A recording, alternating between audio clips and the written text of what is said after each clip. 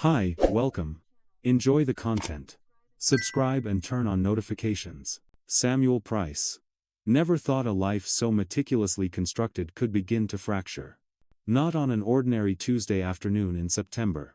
The air in the logistics warehouse was cool, and smelled of cardboard and industrial cleaning fluid. A scent he associated with order. With control. He was cross-referencing a shipment manifest from Lisbon, the neat columns of figures a familiar comfort, when his phone vibrated against his thigh. The name Daniel illuminated the screen. Samuel answered without looking away from his monitor, expecting a simple confirmation for their weekly Thursday night pint. But his friend's voice, it was wrong. It was thin. Stretched taut over a heavy silence. Samuel. I need to see you. Pause. After you finish up. It's important. The urgency was unmistakable. But there was something else beneath it. A current of profound discomfort that made Samuel's stomach tighten. They had been friends for over 20 years. Since Bristol. Daniel was the steady one, the man who navigated life's crises with a calm word and a logical plan. He wasn't prone to drama. What is it? Samuel asked, his own voice now sharp with a sudden, unnamed anxiety. Is everything all right? Not on the phone, mate. Just, meet me. The car park at the old mill by the river. Say, 6 o'clock? Samuel agreed. The word feeling foreign in his mouth. He ended the call, and stared at the spreadsheet. The numbers had dissolved into a meaningless jumble. A knot of cold dread lodged itself in his throat. For the next 2 hours, the rhythms of his work, usually so grounding, felt like a hollow pantomime. He spoke to his team. Approved dispatch schedules. But his mind was elsewhere, snagged on the jagged edge of Daniel's voice. He tried to rationalize it. Financial trouble? A problem with his health? But none of it fit the tone. It felt heavier. More personal. It felt like something that involved him. His thoughts drifted, unwillingly, to Lana. His wife of 12 years. Lana, 38 years old, with her artist soul and a laugh that could, on her good days, fill their entire house. He had built this life for them. For her and their 2 children, Leo and Sophie. A solid, respectable life in a quiet suburb of Northwood. He provided the structure. The stability. Her role, as he saw it, was to bring the color. The warmth. But lately, the colors had seemed muted.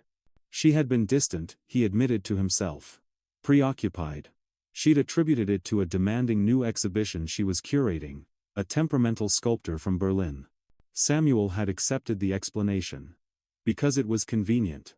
He'd told himself it was just a phase, while noticing how she guarded her phone, how her smile sometimes didn't quite reach her eyes. He saw these things not as warnings, but as temporary system errors. Errors that would eventually correct themselves. He had built the system, after all. A good system. It had to be. The thought, however, was laced with an insecurity he refused to acknowledge. What has she done now? The question surfaced. Ugly and unbidden. Has she done something to embarrass me again? He shook his head, pushing the thought away. It was ridiculous. Paranoia. But as he drove towards the old mill, the late afternoon sun casting long, distorted shadows across the road, Samuel couldn't shake the feeling that he wasn't driving towards a conversation. He was driving towards a verdict. The old mill stood skeletal against the bruised orange and purple of the evening sky. Daniel was already there. Leaning against his dark blue saloon, his posture slumped in a way that broadcasted defeat. Samuel parked and got out, the gravel crunching under his shoes. They exchanged a brief, awkward nod. Daniel didn't waste time. I didn't want to be the one to do this, Sam. God, I really didn't. His friend wouldn't meet his eyes. I was at the Clove Club last night. For a work dinner. Samuel frowned. An expensive, exclusive place. Lana was supposed to have been at the gallery. A late-night cataloging session. She had told him not to wait up. I saw Lana, Daniel said, his voice barely a whisper. The words hung in the air between them. Heavy. Toxic. She was with someone. A man. And Sam. Pause.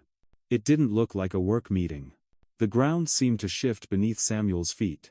A strange detachment. He could hear the distant traffic, the rustle of leaves, the frantic thumping of his own heart. His mind refused to assemble the reality. Daniel was fumbling with his phone, his fingers trembling. I wasn't going to, but then I saw them when they left. I took these. He held out the phone. And the world Samuel had so carefully constructed shattered. The first photo was unforgivably clear. Lana, in a sleek, dark red dress he had never seen before, was smiling. Not her polite, social smile. It was the private one. The unguarded one he thought was reserved for him. But she wasn't smiling at him. She was smiling at a man with dark, swept-back hair, their heads intimately close over a candlelit table. The second photo. A close-up of their hands. Her hand, with the wedding ring he had placed on it, was resting on top of his. In the third, they were standing outside. The man's arm was wrapped around her waist, and she was leaning into him. Laughing. The image radiated a complicit joy that made acid rise in Samuel's throat. His mind scrambled for an alternative, a donor. An artist. A misunderstanding. But his gut knew the truth. The betrayal was absolute. It wasn't the act itself that struck him first, but the sheer, calculated deception, the humiliation. She hadn't just been unfaithful. She had made a fool of him. She had undermined his authority. His control. When was this? His voice was a rasp. Last night.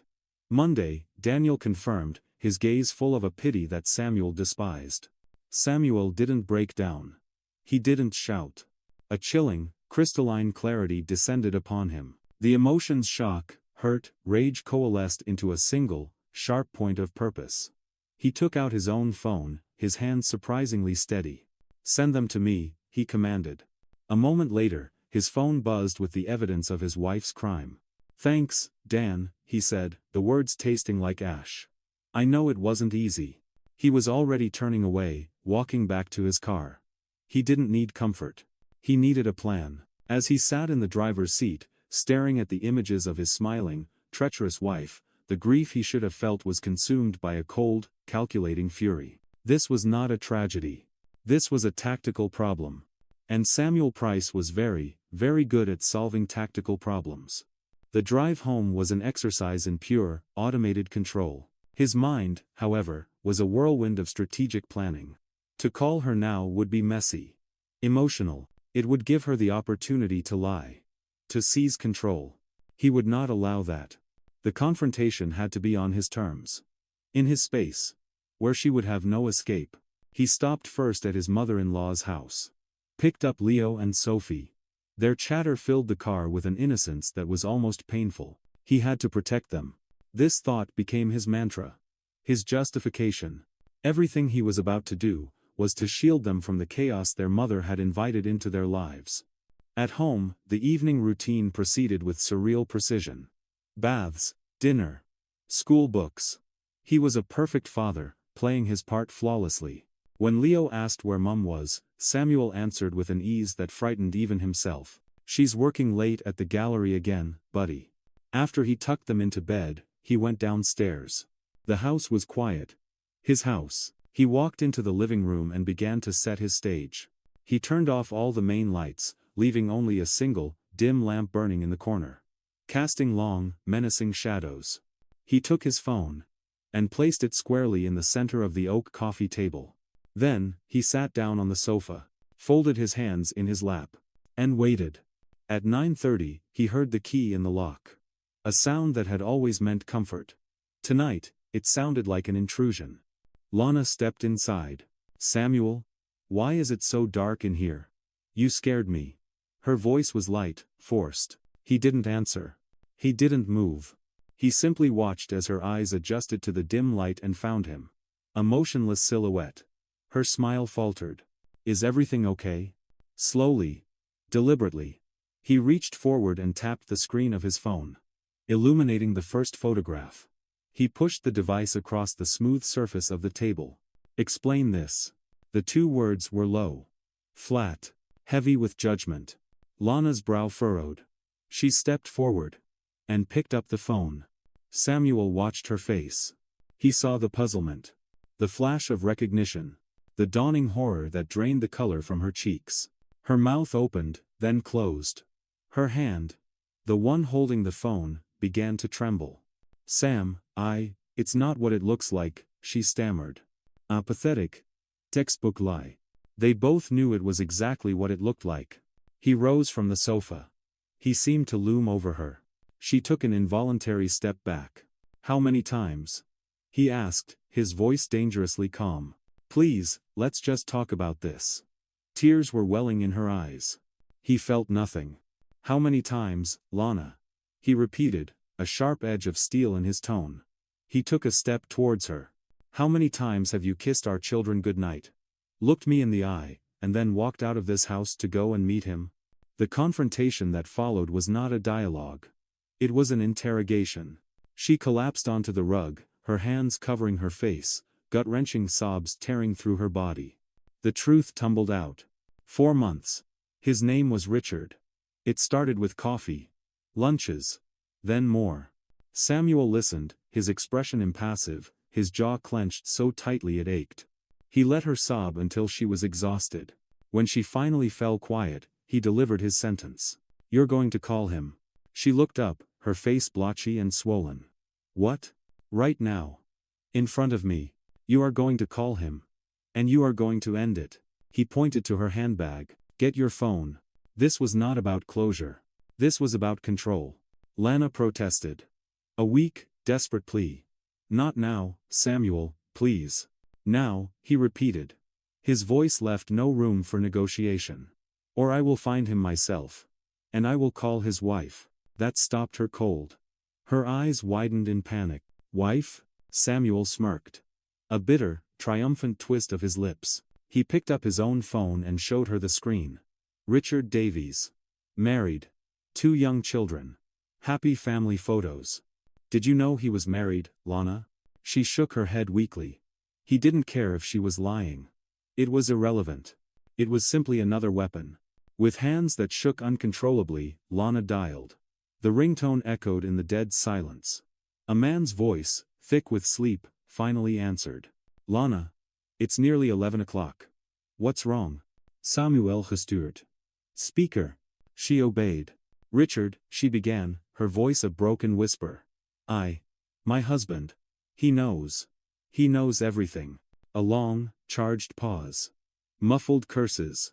Before Richard could respond, Samuel took the phone from Lana's hand. Richard Davies, Samuel said, his voice clear and cold as ice. This is Samuel Price. You have 24 hours to tell your wife about the affair you've been having with mine. If you don't, I assure you, I will. And I will send her the photographs. The choice is yours. Richard began to stammer. Samuel hung up mid-sentence. He tossed the phone back onto the sofa. The marriage is over, he announced. You will sleep in the guest room. Tomorrow, you find a lawyer. Because I will be finding mine. But Samuel's campaign was far from over. 2 days later, using a disposable SIM card, he made an anonymous call to Naomi Davies. He laid the fuse. And stood back to watch the explosion. The fallout was spectacular. Naomi, possessed by a righteous fury, did not confront her husband in private. She drove directly to the gallery. On a Saturday. During the exhibition opening, the confrontation was loud. Public. Utterly humiliating. Several people recorded it. The scandal spread through their community like wildfire. The gallery's board called an emergency meeting. Lana was invited to take an indefinite leave of absence. Her career was over. Richard's company terminated his contract, citing a morality clause.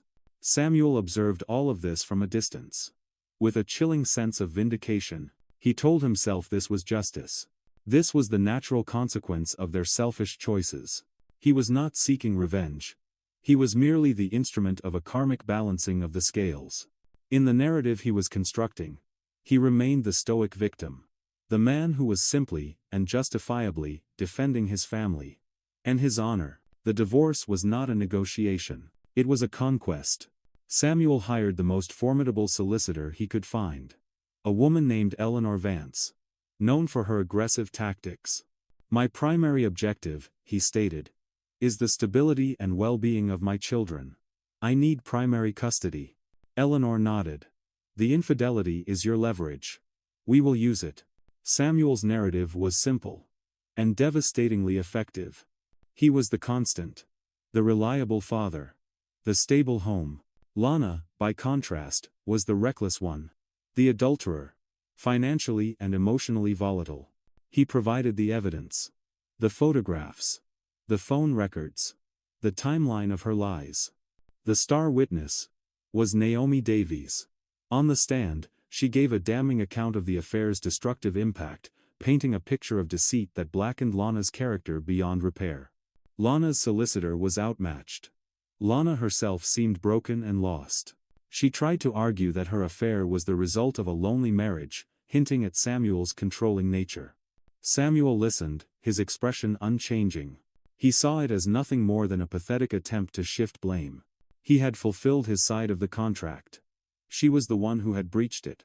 The judge delivered his ruling with a heavy sigh. In light of Mrs. Price's current unemployment, the public nature of the scandal, and Mr. Price's proven ability to provide a consistent and stable environment. He post. The court grants primary physical custody of the children to the father. Lana was granted visitation on alternating weekends. The final blow was the order for her to pay a nominal amount of child support. Samuel felt a wave of profound, solemn vindication. It wasn't joy. It was the quiet, satisfying click of a complex plan. Executed to perfection. He had won. He had protected his assets. Secured his children. And legally ratified his version of the truth. When he watched Lana's tears fall onto the divorce decree, he felt nothing. Nothing but a vast, empty relief. He had successfully excised the flawed variable from his equation. 8 months later, Samuel's new life had settled into a rigid, predictable rhythm. He was a model of single-father efficiency. He woke at 6. Prepared breakfasts, drove the children to school. Managed homework. Cooked dinners. Read stories. His life was a fortress of routine, designed to keep chaos at bay. On the weekends Lana had the children, the silence in the house was absolute. He would go to the gym. Organize the garage. Maintain control. He told himself he was not lonely. He was self-sufficient. Lana, he knew, was living in a small flat on the other side of the city, answering phones at an insurance company. He listened to the children's stories about her small apartment, and filed them away as further confirmation that he had rescued them. The last time he saw her up close was during a custody exchange.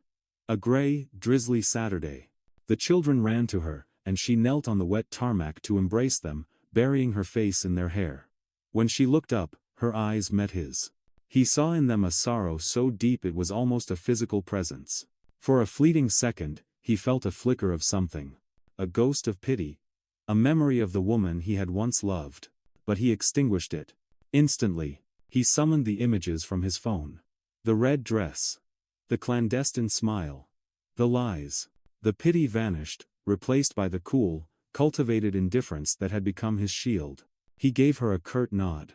Have a good weekend. He turned and walked away without looking back. Driving home, the windscreen wipers beating a steady, monotonous rhythm, he felt a profound sense of peace settle over him. It was the peace of a battle won. Of a chaotic situation brought under control. He thought of Leo's science project. And Sophie's drawing of their new family stuck to the fridge. These were the things that mattered. These were the victories. When he walked into the silent house, he didn't feel its emptiness. He felt its order. He poured a glass of water and sat on the sofa where it had all begun. A small, bitter smile touched his lips. Life hadn't turned out the way he had once planned. But he had corrected its course. He had his dignity. He had his children. He had the absolute, unshakable certainty that he had done what was right. He didn't have Lana. But he no longer wanted her. He had what was more valuable: control. And in the quiet, meticulously ordered kingdom he now ruled alone. That was enough. Thank you for watching the video. If you enjoyed it, don't forget to subscribe to the channel and turn on notifications so you won't miss any updates. See you next.